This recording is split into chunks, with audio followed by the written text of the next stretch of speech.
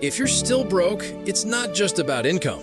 It's about what you do and don't do with money. Millionaires do three things.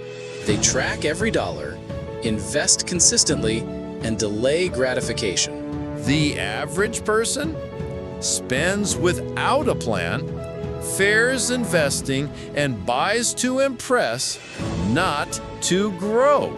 Freedom doesn't come from earning more, it comes from managing better. Learn, apply, repeat. That's how you break the cycle. With the help of God and the right mindset, everything is possible. Subscribe now and watch the full video on my channel. Your journey to financial freedom starts here.